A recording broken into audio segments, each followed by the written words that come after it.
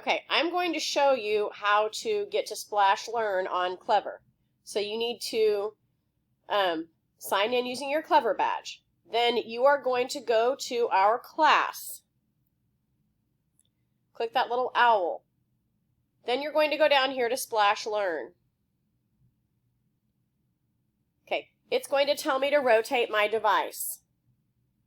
Then I'm going to open it. Something like this comes up. Okay, and I am already in. If you can do it that easily and you're already in, all you need to do for today is, is click on My To-Dos, and you need to play these games. When I click on this, it shows me the games that I need to play, but I have to do them in a certain order.